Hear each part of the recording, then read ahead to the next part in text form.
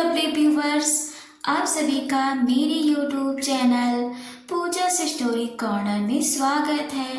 पिछले एपिसोड में आपने देखा कि रजनी और माखनलाल को पता चल जाता है कि राघव अहाना की सौतेली माँ के साथ मिला है और रजनी के गांव को शमशान घाट बनाने में अहाना की सौतेली माँ का ही हाथ है।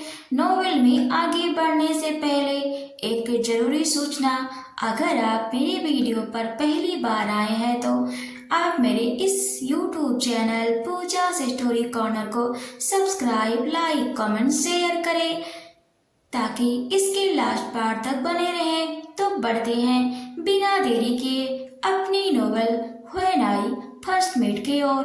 तो नोवेल में आगे बढ़ते हैं। अहाना माखनलाल के पास जाती है और बोलती है, अब क्या करें अंकल, अगर राघव को पता चल गया कि हमारे पास रजनी हो तो रजनी के साथ साथ हमारे साथ भी कुछ न कर दे। माखनलाल बोलता है, तुम्हें उसकी चिंता करने की कोई जरूरत नहीं है, तुम बस बच्चों को देखो, बाकी मैं राघव को संभाल लूंगा।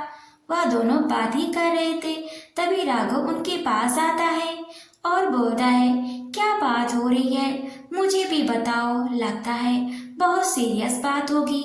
माखनलाल बोलता है, अरे नहीं बेटा, बच्चों का जन्मदिन आ रहा है, सोच रहे थे कि उनके लिए कुछ नया करते हैं।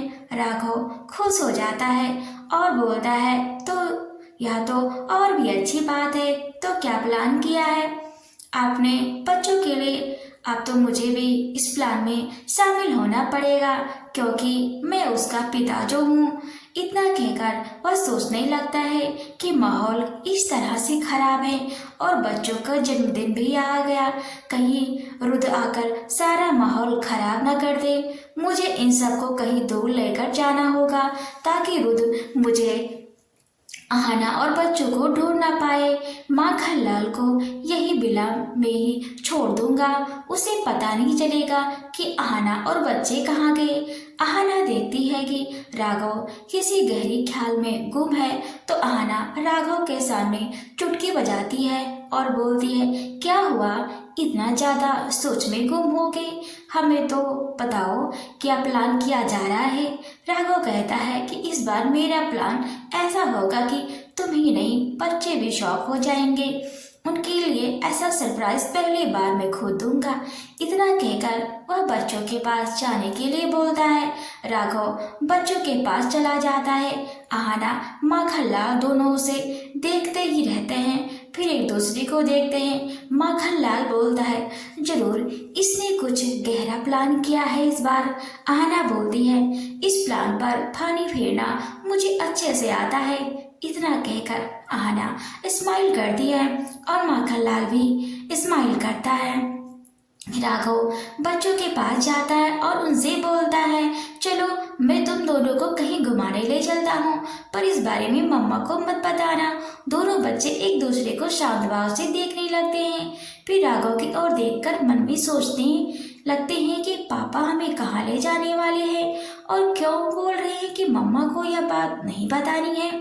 कहीं पापा उस अंकल के पास नहीं ले जा रहे हैं जो मम्मी के सगाई के वक्त आ गए थे, कहीं कि हमें उनको देने के लिए तो नहीं ले जा रहे हैं जो हमें हमारा पापा कह रहा था। तभी आरव बोलता है, पापा मम्मी को बिना बताए कैसे जा सकते हैं, हम दोनों ने एक बार गलती की थी, पर मैंने देखा था मम्मा बहुत ज्यादा दुखी थी और मैं मम्मा को फिर से दुखी नहीं कर सकता हूँ। राघव आद्या से बोलता है, आद्या बेटा, मैं सरप्राइज देना चाहता हूँ तुम्हारी मम्मा को, क्या तुम मेरा साथ नहीं दे सकती हो? क्यों, तुम मेरी बात को समझ ही नहीं रहे हो?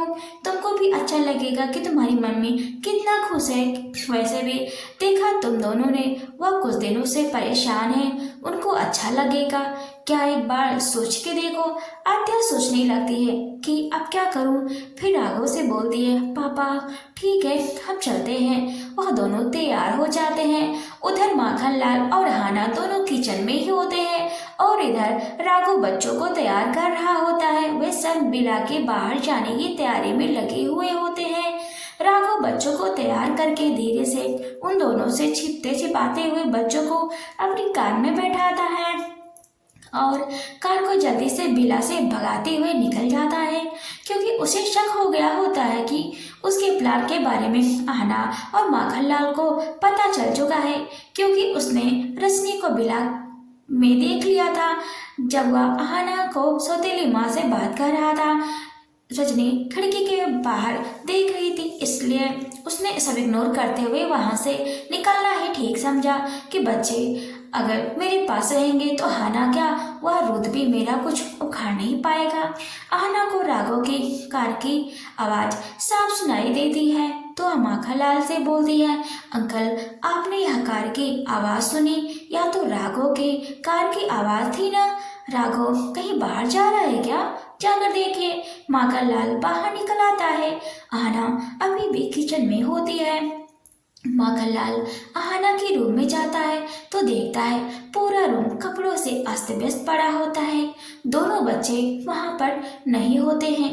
माखनलाल को याद आता है कि जो कपड़े बेड पर पड़े हैं वही कपड़े बच्चे कल पहने हुए थे। कई सवाल उसके मन में उलझने बढ़ाने लगती हैं। वह सोचता है कहीं ऐसा तो नहीं है कि राघव बच्चों को लेकर यहाँ से कहीं दूर चला गया हो, उसे पता चल गया हो कि हम सब उसकी चाल समझ गए हैं। वह दौड़ते हुए आहना के पास आता है और बोलता है, बेटा बच्चे तुम्हारे रूम में नहीं है, मुझे लगता है राघव बच्चों को लेकर यहाँ से चला गया है। आहना के हाथों में चाय की ट्रे होती है, उसके हाथ से छूटकर जमीन पर बिखर जाती है और चाय के कुछ चींटे उसके पैर पर पड़ जाते हैं। आहना का पैर जल जाता है, पर आहना उस बात पर ध्यान नहीं देती और किचन से दौड़ते हुए बाहर आती है। देखती है कि राघव बहुत दूर निकल चुका है। आहना की सांसें बढ़ने लगती है। आहना पैनिक करने लगती है और माखनलाल की ओर देखती है। बोलती है, वो कहाँ ले गया होगा मेरे बच्चों को, और रोने लगती है। बोलती है, अंकल कुछ तो करिए, पता नहीं या मेरे बच्चों को लेकर कहाँ गया और क्या करेगा। तभी बिला के अंदर से आवाज आती है, दरवाजा खोलो। आहना माखनलाल से बोलती है, अंकल जाइए और गेस्ट रूम का दरवाजा खोल दीजिए, रजनी बुला रही है। माखनलाल दौड़ते हुए गेस्ट रूम की तरफ भागता हुआ जाता है और हाँफते हुए गेस्ट रूम का दरवाजा खोल देता है। रजनी बोलती है, क्या हुआ आहना, रो क्यों रही है, क्या हो गया ऐसा? माखनलाल बोलते हैं, वह राघव है ना, वह दोनों बच्चों को लेकर कहीं चला गया है, इसकी वजह से आहना थोड़ा परेशान हो रही है। कोई चिंता की बात नहीं है, बच्चे मिल जाएंगे, तुमको कोई काम है क्या? रजनी बोलती है, मुझे आहना से बात करनी है, प्लीज मुझे उनके पास ले चलो। आहना भी गेस्ट रूम की तरफ आने लगती है। रजनी उसको आते हुए देखकर उसकी तरफ दौड़कर जाती है और गले लगा लेती है। बोलती है, तुमने मेरी जान बचाई है, मैं उस दिन तुम्हारे साथ बहुत बुरा व्यवहार की थी जिस दिन तुम मेरे घर आई थी। फिर रोते हुए बोलती है, घर वह मेरा नहीं था, वह तो उस रुत का था और है भी। पता है उसने क्या किया? उसने मेरा सब कुछ मुझसे छीन लिया। तभी माखनलाल के मोबाइल पर किसी का कॉल आता है और उसको रिंग की आवाज उन सबके अच्छे से सुनाई दे रही थी। माखनलाल बोलता है, मैं मोबाइल लेकर आता हूँ। माखनलाल अपने रूम में जाता है और मोबाइल को उठाकर आहना के पास लेकर आता है और बोलता है, पता नहीं किसका कॉल आ रहा है, शायद अननोन कॉल आ रहा है। रजनी डरने लगती है, बोलती है, नहीं कॉल मत उठाओ, कहीं ये रुत का कॉल हुआ तो नहीं, वह मुझे भी मार डालेगा जैसे मेरे पूरे गांव को वालों को मार डाला। आहना बोलती है, तुम उसकी चिंता मत करो, मैं तुम्हारे पास हूँ। माखनलाल कॉल पिकअप कर लेता है और उधर से शेखर बोलता है कि राघव कहाँ है। माखनलाल शॉक हो जाता है कि ये कौन है और राघव के बारे में क्यों पूछ रहा है। आहना धीरे से बोलती है, क्या हुआ अंकल, कौन है और क्या बोल रहा है? आहना धीरे से बोलती है, कॉल को स्पीकर पर रखे। माखनलाल कॉल को स्पीकर पर रख देता है। फिर माखनलाल बोलता है, तुम कौन बोल रहे हो? शेखर बोलता है, मैं रुचि का बॉडीगार्ड बोल रहा हूँ शेखर। माखनलाल बोलता है, अच्छा शेखर। शेखर बोलता है, हाँ जी मैं। माखनलाल बोलता है, तो रुद्र कहाँ है? शेखर बोलता है, रुद्र सर यहीं पास में है, पर वह अभी बात नहीं कर सकते हैं आपसे। आप मुझे बता सकते हैं राघव अभी कहाँ है? आना बोलती है इशारों से कि माखनलाल से कि मोबाइल मुझे दीजिए। आना मोबाइल जैसे अपने हाथ में लेती है, रुद्र शेखर से मोबाइल छीन लेता है और बोलता है, आना। उसे पता नहीं कैसे पता चल जाता है कि आना इस समय फोन कॉल पर है। आना कुछ भी नहीं बोलती है। रुद्र उससे बोलने लगता है कि देखो मैंने रजनी के घर वालों के साथ कुछ नहीं किया है और न ही रजनी के साथ यह सब राघव ने किया है।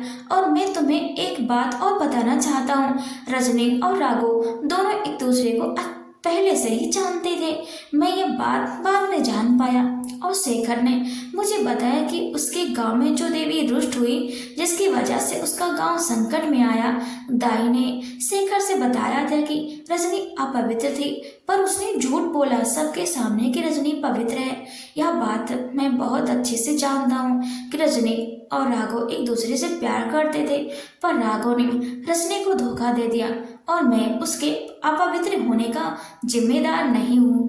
शेखर को यही लगा कि मैंने रजनी के साथ गलत किया, पर यह बात गलत है। रजनी यह बात सुनती है और हैरान हो जाती है कि रुद्र को यह बात कैसे पता चला। यह बात सिर्फ मैं और राघव ही जानते हैं और कोई भी नहीं जानता है। रजनी अपने बचाव में रोने लगती है और बोलने लगती है कि रुद्र मुझे माफ कर दो। रजनी की आवाज़ सुनते ही रुद्र बोलता है, अच्छा तुम ठीक हो? तुम आहना के पास कैसे पहुंची? तो शेखर उसे बताता है कि सर मैं ही रजनी को बचाकर आहना के पास रहने के लिए बोला। रुद्र शेखर के कंधे पर हाथ रखता है और इस बारे में बोलता है, अच्छा क्या तुमने, और एक स्माइल करता है। रजनी बोलती है, और राघव को मैं पूरी तरह से भूल चुकी हूँ। उसने मुझसे शादी का वादा किया था, पर उसने मुझसे शादी नहीं की क्योंकि वह किसी और लड़की के साथ था। और अब मुझे अच्छे से समझ में आ रहा है कि वह लड़की कोई और नहीं, आहना ही थी। मुझे ज़्यादा नहीं, बस थोड़ा सा ही समझ में आ रहा कि आहना बेकसूर है और इन सभी के बीच में तुम घुन की तरह पीसे जा रहे हो। मुझे माफ़ कर देना। रजनी बताती है, मुझे राघव का वह ठिकाना भी पता है जहाँ पर वह हमेशा आता जाता रहता है, क्योंकि मैं और मेरी कुछ सहेलियों ने उसका पीछा किया था। तो मुझे पता चला था कि वह एक गांव में जाता है और वहाँ पर एक लेडी है जिसको वह अपनी माँ बोलता है, पर वह उसकी सगी माँ नहीं है और उसकी माँ एक स्टील की फैक्ट्री, वहाँ पे एक स्टील की फैक्ट्री है। आहना तभी बोल उठती है कि स्टील की फैक्ट्री। आहना उस गांव का नाम बताती है तो रजनी भी उस गांव का नाम सुनकर बोलती है, यह तो वही गांव है और स्टील की फैक्ट्री। कहीं ऐसा तो नहीं है कि वह तुम्हारी अपनी माँ है? आहना बोलती है, हाँ वह मेरी ही माँ है। रजनी शौक में आ जाती है और बोलती है, इसका मतलब है कि यह बहुत बड़ी साजिश था।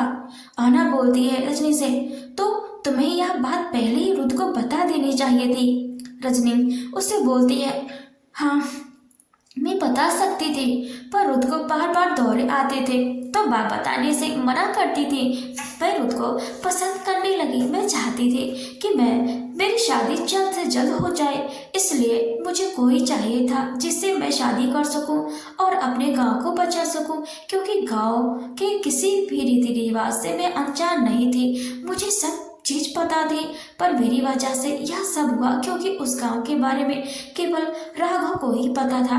इसका मतलब यह है कि आहना की माँ को बताने वाला कि वह मेरा गांव है कोई और नहीं, राघव ही था।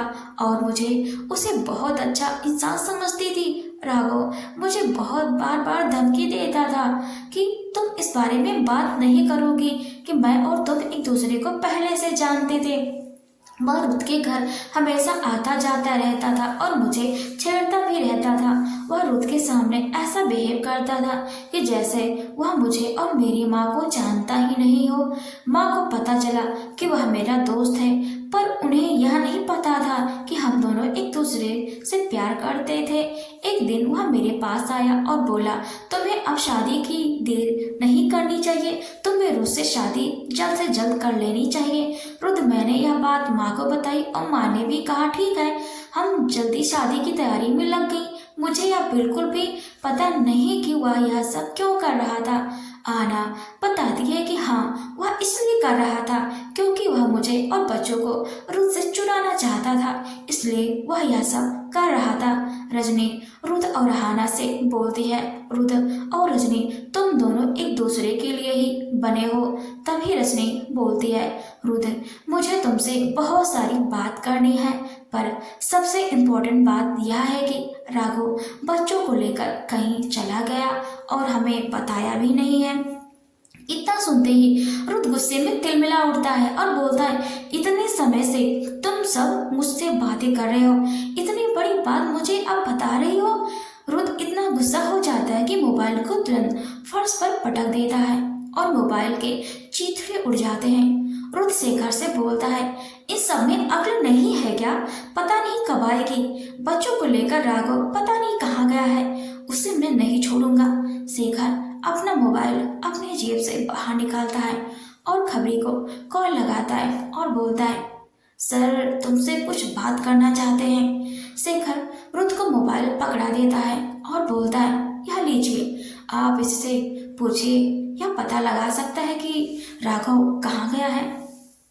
रुद्र बोलता है, ठीक है मुझे दो। रुद्र अपने खबरी से बोलता है, मैं तुमसे कहा था तुम राघव के पीछे ही रहना, अब मुझे बताओ कि राघव कहाँ है।